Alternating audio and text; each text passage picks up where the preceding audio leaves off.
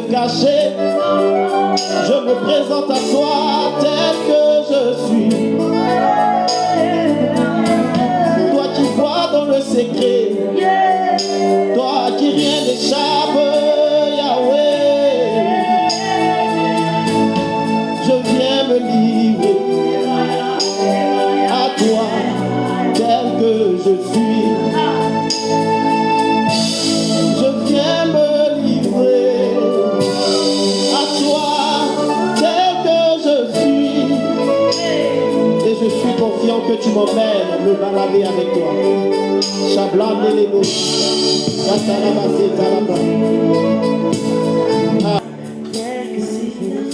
Est-ce que tu peux commencer à dire à Dieu, Seigneur, je me livre à toi tel que je suis.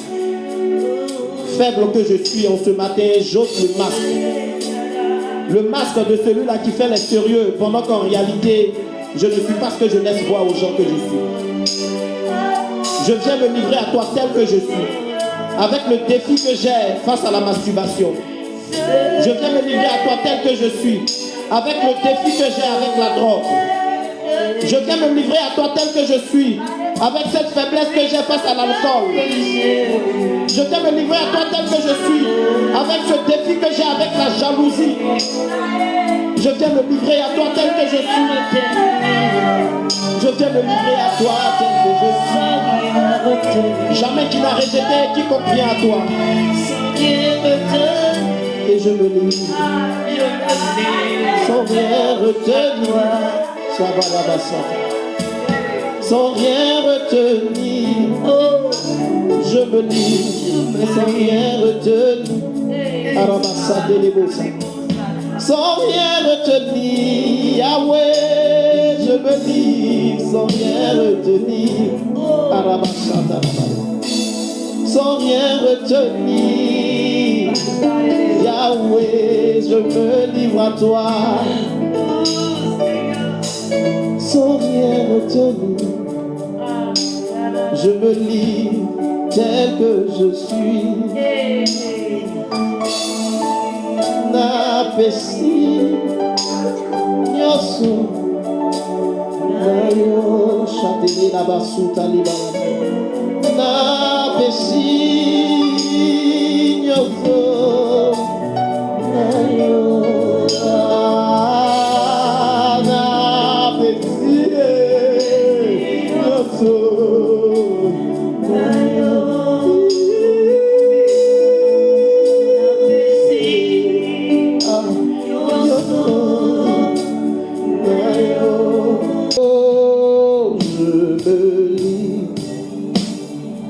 Toi, Seigneur,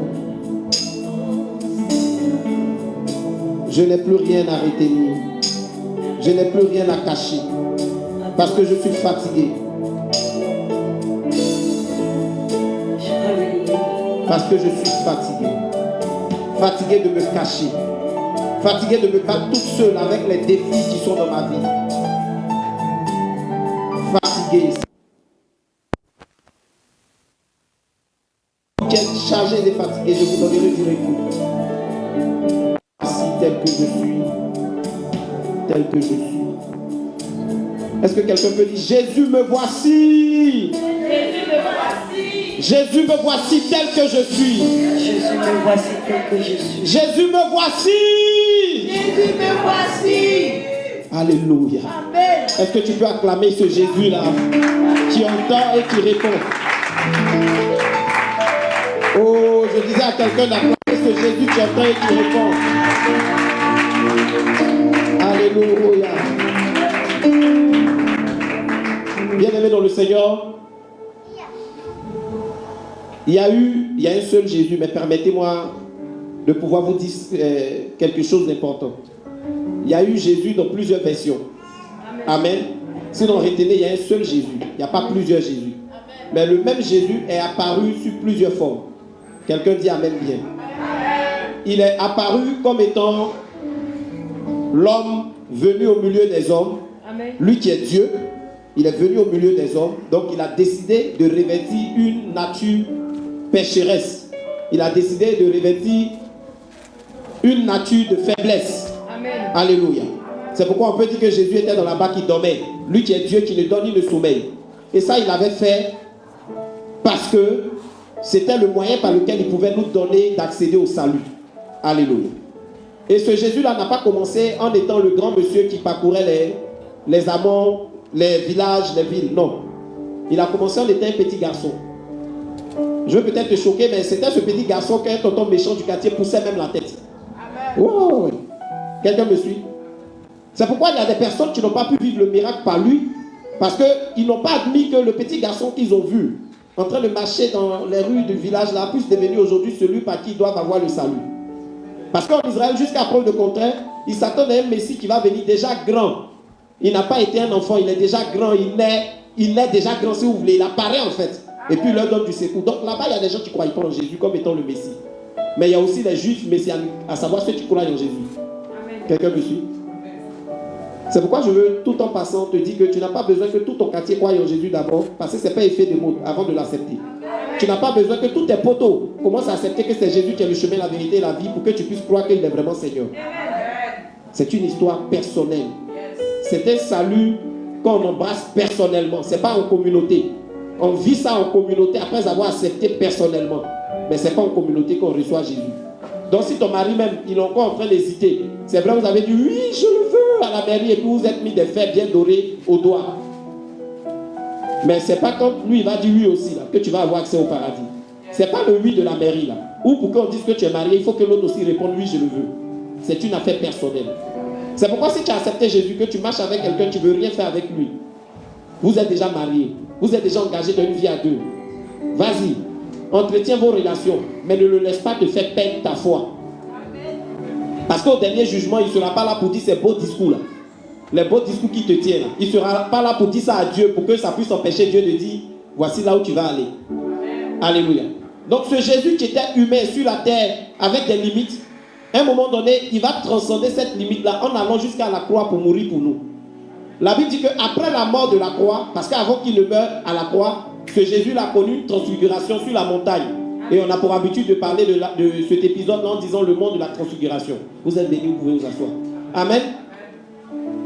Ce qu'il a vécu là-bas, ce n'était pas quelque chose qui se faisait chaque jour. À savoir le fait que, alléluia, le fait qu'il était transformé. Et son vêtement est arrivé à une blancheur qu'il n'avait jamais eu sur son vêtement. C'est-à-dire l'éclat qu'il avait ce jour-là. C'était tellement extraordinaire que tout le monde, sinon ceux qui étaient avec lui, ces disciples-là, étaient émerveillés. Mais ce n'est pas comme ça, chaque jour Jésus se présentait. La preuve en est, dans le livre d'Ésaïe, on le décrit comme celui qui n'avait ni beauté ni éclat. Ce n'est pas le Jésus qui est sur nos photos dans les salons là, où il est toujours joli, jusqu'à même souvent tu as envie d'emprunter ses yeux pour sortir là. Non, c'est le Jésus qui n'était pas vraiment beau à voir. Sérieux. On lui disait aussi, il est vilain, comme toi on te dit là. C'est pourquoi si tu suis vraiment Jésus, tu dois être quelqu'un qui te met au-dessus de ça, parce qu'il s'est mis au-dessus de ça, puisqu'il savait qui il était. Gloire à Dieu. Si tu ne connais pas mon nom, que tu m'appelles Hey, est-ce que c'est un nom que j'aime désormais? C'est comme ça, toi tu m'appelles parce que tu ne connais pas mon nom. Ça ne fait pas de ça mon nom. Donc je ne vais pas me frustrer. À la limite, Dieu va te dire non, tu ne connais pas mon nom, donc c'est pourquoi tu m'appelles Hey, mais je ne m'appelle pas Hey, voici mon nom. Et je vais te dire fièrement mon nom. Même si quand mes parents avaient décidé de m'appeler, ils ont décidé parmi tous leurs enfants de m'appeler Gondo Gondo. Ce n'est pas mon nom bien sûr. Mais je serais fier de te dire je m'appelle Gondo Gondo. De sorte à ce que toi-même tu puisses douter de la beauté de ton nom. Donc ce Jésus-Christ de Nazareth là, il a marché au milieu des hommes. Il a été soumis à des limites. Et puis, un matin, il va mourir à la croix du Calvaire. Et il ressuscite de cette mort. La Bible dit qu'après ça, quand il est apparu aux disciples, il était tel que tout le monde ne pouvait pas le toucher. Parce qu'il revêtait désormais un corps glorieux. Dis avec moi un corps glorieux. C'est ce corps-là qui nous attend bientôt. Amen. Un corps glorieux. Et ce Jésus-Christ de Nazareth là, il est monté au ciel. Dis avec moi monté au ciel. Il est en ce moment assis à la droite du Père. Quelqu'un me suit? Alors pourquoi je te dis ça?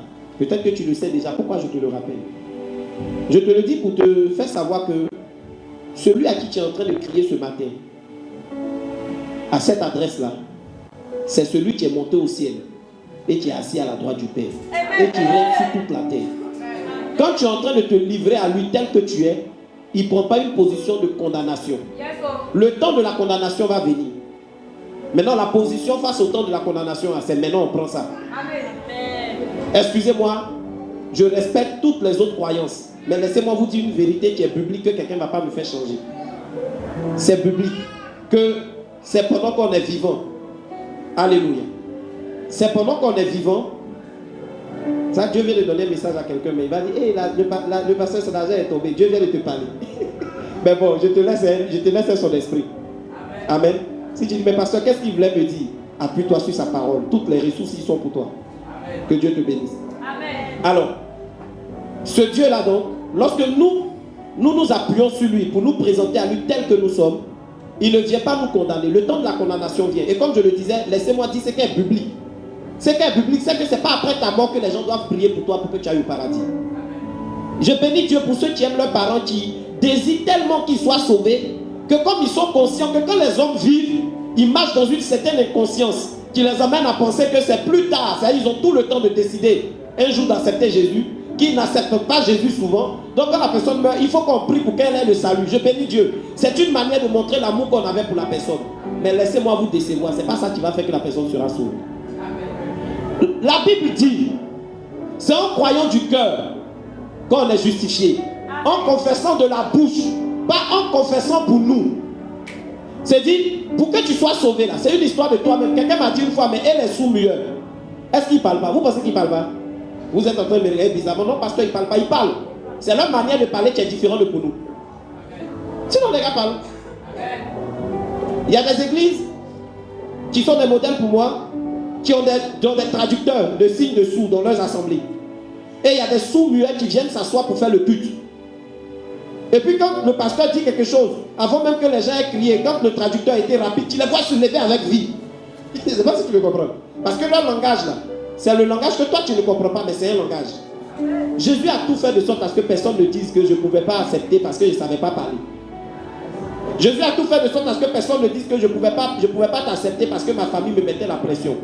Notre chrétienté de plaisanterie de notre époque là, c'est ce que fait qu'on ne voit même pas la puissance de Dieu. Où on est chrétien et puis on vit, c'est-à-dire on n'est pas capable d'afficher notre chrétienté.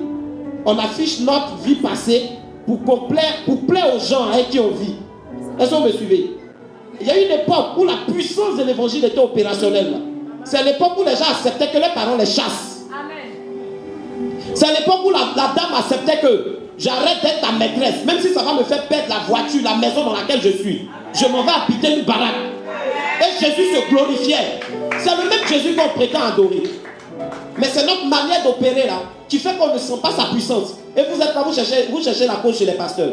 Ils ont leur responsabilité. Parce que c'est avec leur complicité que Satan est arrivé à gagner vos cœurs. Pour vous faire comprendre que notre responsabilité, qu'en réalité l'évangile, c'est le truc où on cherche à plaire à tout le monde.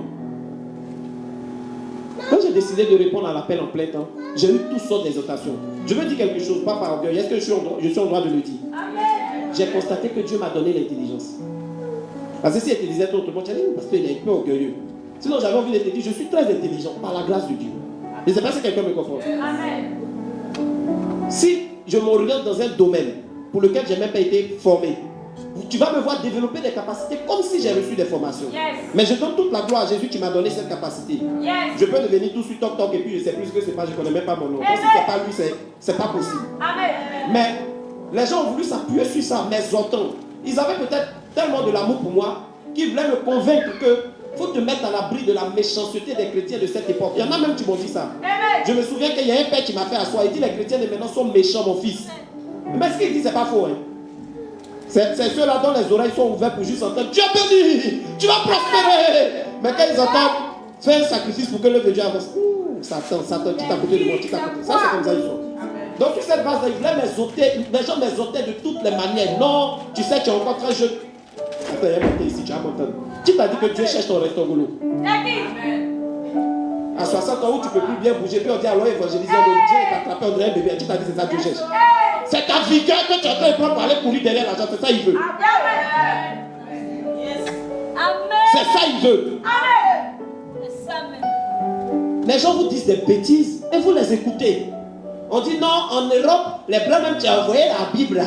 Et quand ils sont vieux, ils vont à l'église. Est-ce que vous savez que c'est eux qui sont venus jeunes ici pour nous apporter l'évangile? Ce n'était pas les vieux. L'évangile n'a pas été créé par eux. On se comprend? Et puis, laissez-moi, je ne suis pas ce matin-là pour vous parler de les théories des kémites. Non, Jésus était noir. Il n'a qu'à être vert, il n'a qu'à être rouge, il n'a qu'à être noir. Je m'en fous. C'est que c'est lui qui me donne le salut. Sortez de ces gens de compréhension inutile là. Il était noir. Et puis quoi? Non, il s'appelait quoi? Dieu qu'on embêtait. Et puis quoi? C'est ça qui est quoi? Dis à quelqu'un, c'est ça qui est quoi? Ce que nous intéresse, c'est qu'il était il est celui par qui on obtient le salut éternel. C'est là le point le plus important. Qu'il soit jaune, vert, orange. Parce que même les Chinois vont vous dire que Jésus était chinois. D'abord chacun. Non, arrêtons de lutter Jésus sur cette base-là. Luttons Jésus comme étant le chemin de notre salut. Que je sois asiatique, s'il était noir, c'est lui qui est le chemin du salut. C'est ça qui nous intéresse. Quelqu'un me suit? Et les Européens à l'époque, c'est pas eux tous qui sont venus nous asservir en utilisant l'évangile pour tronquer ça. Non, les gens racontent des bêtises. J'insiste dessus. Ne prenez pas tout ce que les gens disent là pour mettre dans vos têtes. Triez. Mettez passoire dans vos oreilles. Non, ils sont venus, ils ont pris l'évangile et puis ils nous ont colonisés. C'est faux. Il n'y a pas que des gens il n'y a pas eu que des blancs qui sont allés dans cette direction. Il y en a qui sont venus avec la soif de faire connaître Christ à des Africains et qui ont mené des gens à connaître le salut en Christ. Mais ils étaient jeunes. D'autres sont morts de dysenterie, de certaines maladies dont il n'y avait pas encore des remèdes. Ils ne sont pas venus vieux. Et leur récompense est grande au ciel, certainement. Pas parce qu'ils sont blancs, mais parce qu'ils ont mis leur jeunesse à la disposition de Jésus. Amen. Donc les exhortations, vous les parents qui êtes ici, vous cherchez les pasteurs pour prier pour vous. Mais quand on dit ton enfant va servir Dieu, tu dis un amen hypocrite. Mais dans ton cœur, tu dis non, moi mon enfant, je serai un avocat. À la maison, il faut étudier. Il faut étudier, tu apprends demain pour que Dieu bloque cette route là où tu veux l'emmener de force. Vous êtes hypocrite. C'est l'hypocrisie. Amen. Il y a un moment, tu me disais il n'y a pas longtemps, non, quand j'étais enceinte, le Seigneur a dit à l'homme de Dieu de me dire que je dois faire un vœu. Et puis de mon cœur, j'ai décidé de donner mon enfant à Dieu. L'enfant a déjà, je crois, plus de quel âge? La maman l'a dit. Elle cherche jusqu'à présent. Ce qu'elle a dit, elle va faire là, ça veut dire quoi? Et quand je cause à elle, elle me dit, en fait, donc si elle donne l'enfant là, c'est que ce n'est plus son enfant. Mais qui t'a dit que l'enfant là, mais c'est pour toi? Vous êtes des tuteurs. Demandez aux parents qui se sont entêtés pour vouloir. C'est-à-dire, les enfants que Dieu leur a donnés, qu'ils soient consacrés à lui là, qui ont lutté pour pouvoir les maintenir là. Comment aujourd'hui les enfants là sont en train de les frapper? Demandez-leur. Souvent vous rentrez dans les familles, l'enfant frappe les parents, ils volent les choses, demandez-leur. Ils cherchaient un enfant. Oh Seigneur, donne-moi un enfant, il va te servir. Quand l'enfant a commencé à s'intéresser aux choses de Dieu, c'est eux-mêmes qui s'opposaient. C'est ça qu'on appelle l'hypocrisie. Pharisien. Amen. Je sais qu'il n'y en a pas dans cette salle, c'est pourquoi il écrit comme ça. Sinon ta chauffeur allait déjà venir vers moi. Amen. Et j'ai résisté. J'ai dit, je ne fais pas le choix de servir Jésus pour être à l'aise. Je le fais. Est-ce que vous savez qu'il y a des féticheurs qui vivent dans des campements? Ils ne portent même pas ça là. Il est en train de servir des démons pour perdre des gens. Des gens quittent dans des pays pour aller jusqu'à chez ces féticheurs là. C'est Satan qu'ils sont en train de servir. Mais ils consacrent leur vie, ils dédient leur vie à ça. Pourquoi vous voulez me convaincre que comme je suis trop jeune de chercher l'argent et de laisser le fait de faire l'œuvre de Dieu à plein temps là? Ou si vous devez être d'accord, il faut que je fasse l'œuvre de Dieu en même temps que je cherche l'argent. Je ne combats pas ceux qui font l'œuvre de Dieu à mi-temps. J'ai même commencé comme ça. Ce monsieur il m'a connu sur un lieu de service. En ce temps j'étais déjà pasteur. Il me voyait travailler quelque part. Donc je ne raconte pas une histoire. Ce n'est pas mon frère, c'est un monsieur que j'ai vu dans Palmyra aussi, qui est aujourd'hui à l'église ici. Et la semaine passée, il m'a fait danser. Quand j'ai entendu ma femme dire qu'il dit sera Alléluia, il dit Alléluia. Amen. Parce qu'on ne cherche pas les gens qui vont être contre nous. Ils viennent s'asseoir, ils te regardent tout ce que tu dis. Il est fort et il sait manipuler les gens. Le feu sur toi. Amen. Parce que ici, on n'est pas là pour nous. On te manipule. Tu as quoi à nous donner, mais Dieu te manipule. Toi, tu as la clé du paradis. Amen. Tu as la clé du paradis. Tu sais combien ça coûte? Déjà, même tu cherches à déménager là, tu cotises seulement, l'argent n'arrive pas. Déjà, toi, tu as la clé du paradis et puis toi, on te manipule. On a miséricorde de toi et on te prêche l'évangile pour ton salut. Amen. Afin que les enfants que tu auras là, ils ne puissent pas vivre la même misère que tu as vécu malheureusement. Alors, mon évangile ne plaît pas aux gens d'ici. Je suis resté ferme. Je suis resté ferme. Et j'ai dit aux gens, je dis, s'il faut qu'on mange des graviers, je vais emmener ma famille à manger des graviers. Est-ce que vous savez qu'il y a des francs-maçons qui... Je vous dis quelque chose, on est pasteur, on parle avec des gens. Tu entends des choses que quelqu'un de simple peut pas entendre. Il y a un monsieur, excusez-moi, pour l'image que vous allez avoir à l'esprit. Sa femme est allée pleurer chez un homme de Dieu. Vous dites, ça fait des années. Vous nous voyez dans toute cette gloire-là. Je suis fatigué. À chaque période, c'est-à-dire il y a une période bien précise du mois, mon mari et moi, on doit manger ces sels. C'est que vous écrivez, puis ça s'appelle CACA. Ils doivent mettre ça sur un plateau. Et puis, au bout d'une cérémonie mystique, ils doivent manger ça. C'est ça qui fait qu'ils sont toujours riches. Il y en a qui vont jusqu'à livrer de leurs enfants. Tu rentres dans des familles, tu vois le grand monsieur, le grand fils du monsieur en train de parler. Lui seul, il fait des grimaces. Ils l'ont livré pour avoir des richesses. Bon, pourquoi moi, vous voulez m'empêcher de livrer ma jeunesse à Jésus? Je ne sais pas. Et vous écoutez les gens autour de vous et vous êtes en train de perdre du temps. Parce que vous voulez impressionner les gens autour de vous. Arrêtez de vouloir vivre votre vie chrétienne pour les gens. Arrêtez de vouloir vivre votre vie chrétienne pour les gens. Vivez-la pour Dieu. Assumez votre foi chrétienne. Gloire à Dieu. À condition que vous n'êtes pas encore devenu vraiment chrétien. Parce que tu sais que si tu veux affirmer, quand tu vas vouloir prendre une bière, ils vont te dire, toi tu es le chrétien, non? Or, comme tu n'as pas encore vraiment accepté bien Jésus, ces choses ont encore valeur dans ta vie. Tu ne sais pas comment tu as assumé ta foi pour qu'eux ils t'empêchent de faire les mêmes choses qu'il faut. Quelqu'un me suit? Mais je suis resté par la grâce de Dieu ferme. Je dis, je vous promets une chose. Vous n'allez pas entendre de moi que je fabrique des prophéties pour donner aux gens. Vous n'allez pas entendre de moi que j'arnaque les gens. Parce que je ne me suis pas engagé pour de l'argent. Si je veux être riche, je vais aller faire d'autres choses que ça. Un homme politique en Côte d'Ivoire dit, si tu veux être riche, il ne faut pas faire la politique. Il ne faut pas devenir journaliste. Il ne faut pas devenir tant, il ne faut pas devenir tant. Ce n'est pas parce que je veux être riche que je me suis engagé à servir Jésus. C'est parce que je sais que, et je crois que, il mérite qu'on lui donne aussi notre vie. De toute façon, des gens dédient leur vie à Satan. Vous savez pourquoi vous avez peur des francs-maçons pendant qu'ils sont sous nos pieds? Ils sont sous nos pieds. Ils sont sous nos pieds. Eux, les patrons. Vous savez pourquoi vous les craignez? Parce qu'ils se dédient entièrement. Toi-même, souvent, il y a des gens qui ont honte de dire que tu es chrétien. Eux, ils n'écrivent pas sur leur front franc-maçon. Mais tu vas voir que dans leurs actions, ils affichent qui ils sont. S'il t'a aidé à rentrer dans le monde professionnel, il y a un niveau où il ne va pas t'aider à rentrer. Même quand tu es compétent, comment? Tant que tu ne rentres pas dans leur groupe. Vous me suivez? Un jeune disait une fois qu'il était dans une entreprise où il était bien pris et il faisait aussi très bien son travail. Et un matin, le supérieur de son patron lui a dit, on va voyager ensemble, on va pour un séminaire de formation quelque part à Sini. C'est à la télé qu'il rendait son témoignage, mais ils ont caché son visage. Parce qu'il était licencié abusivement. Donc il était en train de poursuivre l'affaire au tribunal du travail. Et il a dit, voici la cause, mais ils ont caché son visage. Il dit qu'ils arrivent là-bas au séminaire, il assistait son patron comme un protocole, tout et tout. Et le patron avait pris des chambres d'hôtel, dans le même hôtel. Il a dit, pas sa patronne, il dit son patron. Garçon. Et puis lui dit, ils ont fini la première soirée la première journée de formation, les gars rentrent. Il lui dit, viens dans ma chambre, tu vas m'aider à quelque chose. Il arrive, le patron, on serviette comme quand on doit faire massage. Et puis le patron lui dit, fais-moi des massages, mais à des parties intimes. Il lui dit, comment ça? Il dit, toi tu es un enfant ou bien? Il dit de me faire des massages. Que la condition pour ton prochain niveau professionnel, c'est ça qui est là. Il a dû refuser parce qu'il était chrétien, vrai chrétien. Parce qu'il dit, bon, si c'est Dieu qui a permis ça, c'est que c'est par là, il doit passer, mais tu ne peux pas venir en témoignage. Ça veut dire que ce n'est pas Dieu qui permet. Yes. Vos histoires où vous payez concours.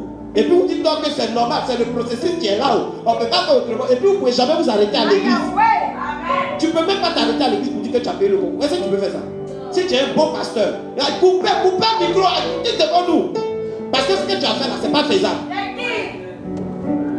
En Jésus, c'est notre mérite qui nous fait entrer dans la grâce. Amen. Tu ne me comprends pas bien. Comme quand j'ai venu apparaître à Marie, là, il n'a pas apparu à une fille tout blondée.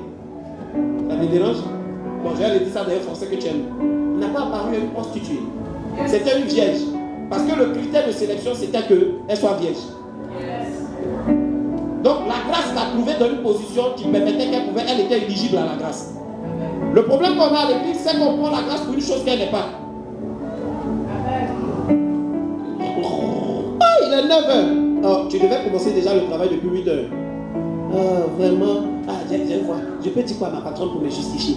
Tu prends au moins 30 minutes pour réfléchir au mensonge que tu vas dire. 30 autres minutes pour te laver. 30 minutes encore pour marcher. Donc tu arrives au travail à 10h30. Quand tu arrives, non, madame. Je peux dire quelque chose à quelqu'un? Il y a l'une de mes filles qui a avancé des mensonges. Une période, elle dit qu'elle était malade. Elle n'était pas malade. Vous savez, quand vous nous parlez, ne pensez pas que vous parlez à des gens qui ont que des oreilles comme ça. Si c'est vraiment un vrai pasteur, quoi. Il y a les oreilles du Saint-Esprit aussi qui sont à côté. Quand tu parles et puis tu mens, il dit elle ment. Même quand on te lit, elle ment. Mais la fonction pastorale demande qu'on puisse prendre le soin de te supporter avec encore tes couches. Tu vois un peu. Donc on fait comme si on ne sait pas. Et puis on dit d'accord, ok, Dieu te fortifie. Pendant plusieurs semaines, elle m'a menti qu'elle était malade. Le Seigneur m'a dit elle ment. Et elle a fait intervenir d'autres personnes dedans pour influencer le mensonge. Quelque temps après, elle a commencé à tomber malade. Et d'autres personnes qui dépendaient d'elle ont commencé à tomber malade. Puis elle a prophétisé qu'elle est malade. Donc la maladie est venue un matin. Tu me mens pourquoi? C'est à quoi je ne suis pas habitué avec toi. Je suis habitué que tu n'aimes pas encore Jésus. Tu aimes les choses qu'il donne. Donc il faut continuer dans ton comment tu es. Pourquoi tu as me menti? Après la maladie a commencé. On devait maintenant prier encore pour que la maladie s'éloigne des gens qui sont sous son autorité. Alléluia. Parce que l'engagement avec Jésus n'est pas encore vrai pour la personne. Beaucoup de personnes, je bénis Dieu. L'année surpassée, il y a eu des conversions dans le monde artistique. Des vraies conversions à Jésus. Je peux citer une sœur naturellement qui est devenue servante de Dieu aujourd'hui, Claire Bailly. Vous savez pourquoi je la cite? La suite a montré qu'elle s'est vraiment donnée à Jésus. Évangélisant dans les rues. Toi-même, tu as longtemps, tu es dans Jésus. Et puis quand elle a dit qu'elle s'est donnée à Jésus, tu doutais là. Depuis quand tu t'es arrêté devant quelqu'un pour lui parler de Jésus? Elle est là, les blancs même dessus. Oh, fais ta gueule là. À Paris, la vidéo est sur Facebook. Donc je crois plus en sa conversion que toi. Le diacre Nobel. L'ancien diacre Nobel. Fait 5 ans de chrétienté. Toi-même, ton pasteur même est nouveau dans la foi que toi. Mais tellement tu es faux dans ton affaire de conversion là, il n'y a jamais eu quelqu'un qui est venu à l'église par toi. Tous tes amis là, quand c'est dimanche, tu fais comme si tu dors pendant que tu es à l'église. Parce qu'ils ne doivent pas savoir où tu es, sinon ils vont dire toi aussi. Et puis tu fais la même chose que nous. Mais depuis donc cette année, il y a une vague de conversion qui mérite analyse. Parce que les gens ont commencé à aller dans un sens de Jésus là, c'est effet de mode. Jésus, c'est pas effet de mode. Jésus, c'est une décision de vie qu'on prend. Quand tu as dit Seigneur Jésus, je t'accepte dans ma vie comme sauveur et Seigneur personnel, c'est une forte décision qui veut dire que viens. Quand je t'ai appelé, viens. C'est moi qui t'ai appelé. Et puis tu as arrêté à côté de moi. C'est moi qui définis les limites que tu peux avoir. Essaie de partir quelque part. Je peux t'attraper pour dire non, tu ne bouges pas. Parce que c'est moi qui t'ai invité ici. Quand tu invites quelqu'un dans ta maison, même quand tu lui dis fais comme chez toi, ça veut dire que tu n'es pas chez toi. Reste, il ne bouge pas. Tu as vu, il a cru qu'il était chez lui. Quelqu'un me suit? Dès que tu entends, moi quand je dis ça, je te dis ça, Landry. Il n'y a pas Landry ici, non. Quand tu arrives chez quelqu'un, tu dis fais comme chez toi, ça veut dire que tu n'es pas chez toi. Le comme chez toi, là, ça veut dire que tu n'es pas chez toi. Hein. Vous me suivez? Donc tu dis tu viens à Jésus. C'est une décision que tu as prise de lui donner le contrôle de ta vie. Et c'est ce qui a fait que je n'ai pas résisté quand il a dit c'est moi à plein temps. Mon épouse est là. C'est pas pour la délivrer que je le dis, mais je le dis pour vous montrer à quel niveau j'étais arrivé d'engagement. Que Dieu nous bénisse. Elle était troublée de mon engagement. Elle n'est pas née d'une famille chrétienne. Elle n'est pas enfant de pasteur. Donc, l'élan de vie de couple de pasteurs, c'était nouveau pour elle. Ça la choquait de voir que moi j'ai dit, je ne travaille pas, je vais servir Jésus à plein temps. Elle a sorti des phrases, il n'est pas leader d'église. En passant, laissez-moi vous dire, un bon leader d'église, quand on finit les offrandes à l'église dimanche, il ne met pas dans sa poche. Donc le pasteur d'ici, là, si vous le voyez, sachez qu'il n'a pas l'argent de l'église dans sa poche. Vous le comprenez? Ça va où ça doit aller, pour que ce que doit contribuer à l'évolution de l'œuvre de Dieu soit. Donc quand elle me disait, mais tu n'es pas le leader d'église, je lui ai dit, mais tu penses que c'est quand j'ai un leader d'église que ça va rendre facile mon engagement à servir Dieu à plein temps? Pas du tout. C'est pas parce que quelqu'un est leader d'église que son engagement à servir Dieu à plein temps est couvert d'épreuves. C'est faux. C'est-à-dire que ça ne met pas à l'abri des épreuves. Tant que tu dis que tu as servi Dieu à plein temps, il y a toujours épreuve dedans. Même ceux qui croient que vous qui cherchez l'argent, vous dites qu'il y a avoir l'argent d'abord, on m'a dit qu'il y a servi Dieu, là il y a servi Dieu.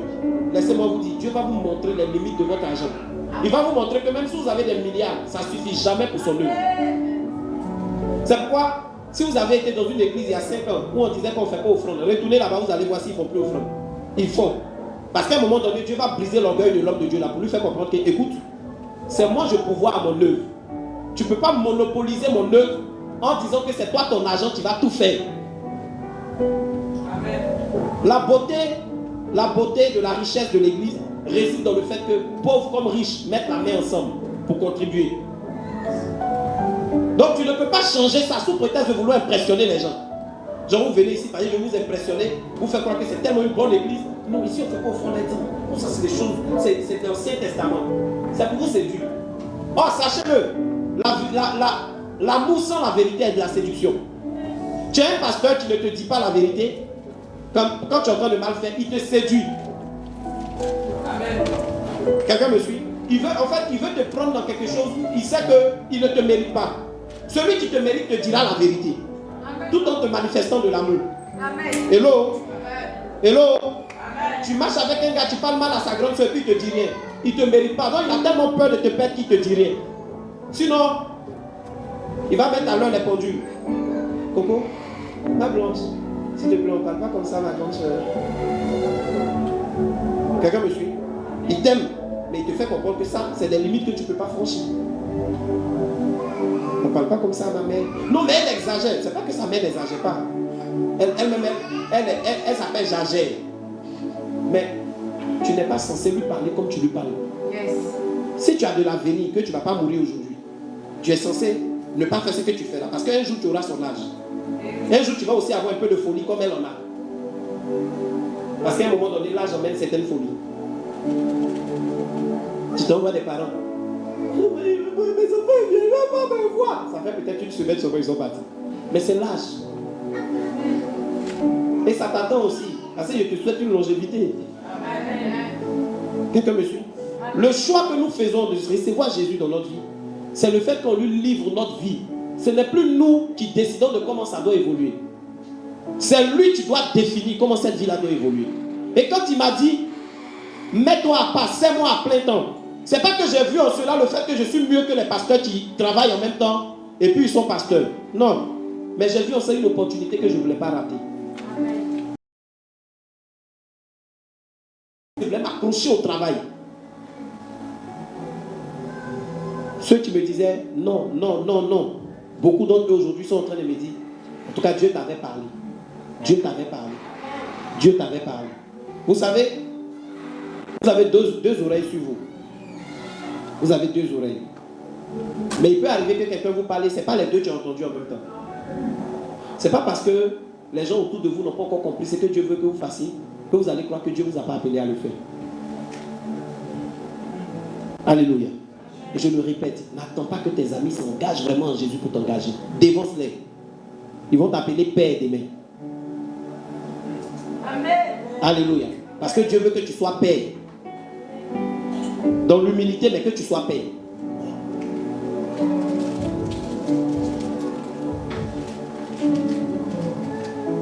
Gloire à Jésus.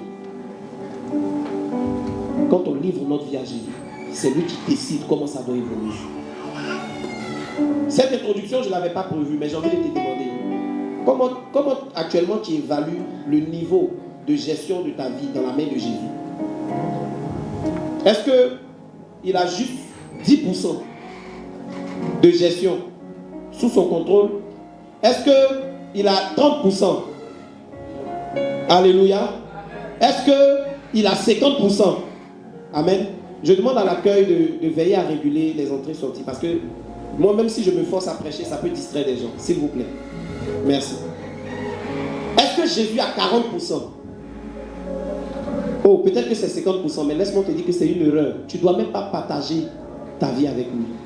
Tu dois le laisser guider ta vie. Je ne parle pas d'un pasteur, je parle de Jésus. On est en train de parler sur ce que c'est que l'Église. Dans l'évolution, je vais vous dire ce que c'est qu'un pasteur. Afin que vous ne vous laissez pas sous l'emprise de quelqu'un qui est un gourou, mais qui dit qu'il est pasteur. Ce n'est pas parce que quelqu'un utilise la Bible pour vous parler qu'il est forcément pasteur. Dans la Bible, vous pouvez voir ce que c'est qu'un pasteur. C'est à partir de ça que vous devez le juger. Est-ce que quelqu'un me suit? Est-ce que ma manière de vous parler ce matin, c'est un pasteur qui parle comme ça? Si vous allez dans les Écritures, vous allez voir oui ou non. Est-ce qu'on me suit? Donc, plus tard on va voir c'est quoi un pasteur. De sorte parce que toi-même tu as l'appel pastoral et puis tellement il y a des gens qui t'ont montré que comme ils sont prophètes, eux ils poussent des ailes la nuit pour s'envoler et tu ne sens jamais de plumes pousser sur toi, tu es complexé. Tu vas comprendre que répondre à l'appel, ce n'est pas quelque chose de difficile. Dis avec moi, ce n'est pas difficile. Il y a épreuve dedans, mais ce n'est pas difficile. Quelqu'un me suit? Mais je veux vraiment que tu rentres en toi là où tu es assis. Et que tu te demandes, à quel niveau Jésus conduit ma vie? À quel niveau c'est Jésus qui influence mes décisions? À quel niveau Jésus est libre d'aller avec moi? À quel niveau?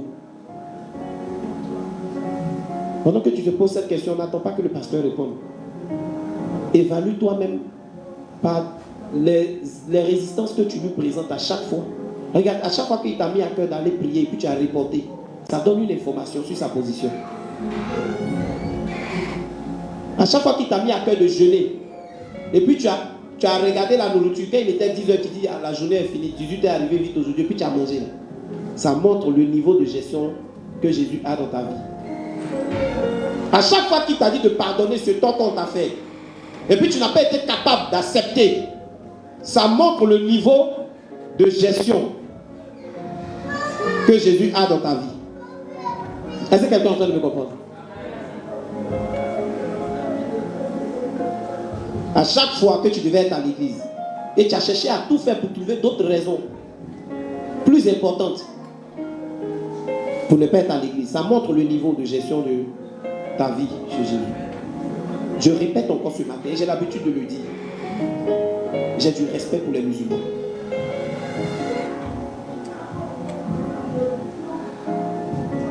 Toi, tu dis à tes enfants, hey, venez en prier. Oh maman, oh, venez en prier. Oh maman. Portable est dans sa main. Tu les laisses, tu t'en prier. Ça montre le niveau de gestion que Jésus a dans ta vie. J'ai vu un enfant qui avait l'âge de cette petite. Celle qui est en train de faire comme ça. Dans une boutique du quartier où je vis. En train de taper son front au sol. Il n'y a pas parent à côté de lui. Il a mis la natte, fait la prière. C'est quelqu'un que tu lui as montré. Tes enfants sont professionnels dans l'impolitesse et injure. Parce que ça leur a été communiqué. Si tu leur communiques Christ, ils vont aussi reproduire Jésus. Est-ce que quelqu'un me comprend? Sinon, ils ne sont pas nés impolis. En réalité, ce que tu communiques à ton enfant, c'est ça il transmet. C'est ça il fait ressortir, il fait réjaillir. Quel est le niveau de gestion que Jésus a sur ta vie? Parce que j'aime bien quand tu te plains de ce que ta vie ne va pas de l'avant pendant que toi tu t'es confié à Dieu. En fait, j'aime ce type de chrétiens. Ils connaissent que leurs droits, mais ils ne savent pas les devoirs qui emmènent les droits à être manifestés. J'ai dit j'aime pour ne pas dire l'autre mot. Et puis, j'ai failli dire des choses comme ça dans le début de ma foi chrétienne. Non, pourquoi c'est les gens du monde là même qui prospèrent que les chrétiens? Elle ne craint pas Dieu. Hein? On voit comment elle vit. Mais elle a son mari en main comme ça. Tellement tu n'as pas encore concentré tes regards sur le christianisme. Tu ne vois pas toutes les richesses qui sont dedans. C'est-à-dire tu as quitté le monde, non? Et puis tu continues de regarder dans le monde comment les gens se portent là-bas. Et pour ça, parfois, tes pas sont lourds comme ça pour venir à l'église.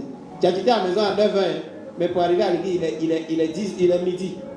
Parce que tu trouves que ta vie ne va tellement pas bien que toi, tu penses que affaire de Dieu là même, c'est comme si c'est perte de temps. C'est le niveau de gestion que Jésus a sur ta vie là qui fait que les choses sont comme ça. Il n'y a pas 1000 réponses.